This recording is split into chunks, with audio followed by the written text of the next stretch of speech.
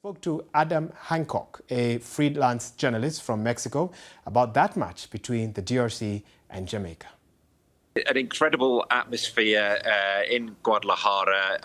The stadium wasn't completely full, but it was an incredible attendance considering these two teams. There's no links to this region or anything like that in terms of the local fans, but there were certainly a lot of supporters for DR Congo.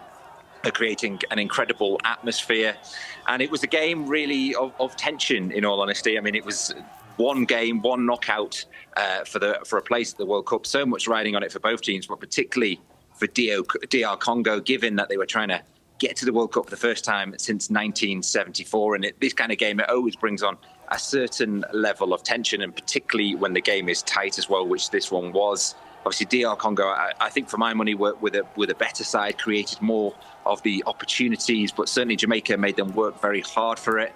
I personally thought that the game was going to be heading to penalties, but DR Congo managed to score in the 100th minute to Anzebe scoring from the corner, and the scenes of jubilation from the fans, from the players, from all the management staff as well. It was a really special occasion. What do you think gave DR Congo that extra edge? To get that decisive goal through in the very last few minutes of extra time, or in extra time, rather? I think they were a bit more positive in the game. I think they showed a bit more attacking intent throughout, really. They had the ball in the back of the net early on, a goal that was ruled out for offside.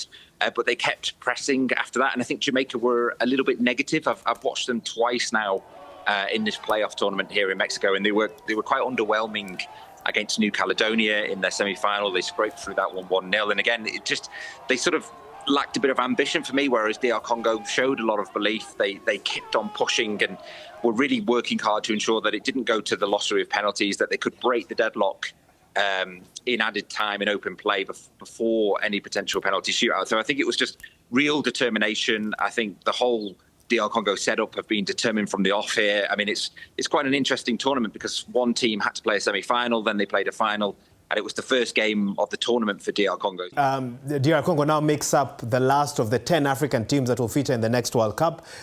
More teams than usual because of this new format. What awaits these teams and how might they perform? What's the level of competition that they'll find at the World Cup? The pot is a lot wider this time around with 48 teams competing. I mean, DR Congo, for example, their group looks fairly daunting, in all honesty. They open against Portugal in Houston. That won't be an easy game. Of course, Portugal always there or thereabouts at these major tournaments. They've also got Colombia.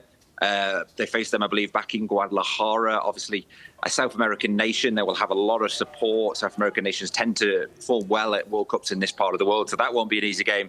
And Uzbekistan as well. They're actually making their World Cup debut, but they were very strong in Asian qualifying. So it's not going to be easy, but you would imagine with 10 teams competing, some quality players that many football fans will be well aware of now, African players playing all around the world. I think you would be hopeful that at least one or two of them would go on a strong run throughout the tournament. We've seen the likes of Senegal, Ghana in the past, all putting in good performances. They're spread out across the groups. So many groups at this tournament because of the amount of teams. But yeah, you'd expect a strong showing from African football at the World Cup this summer.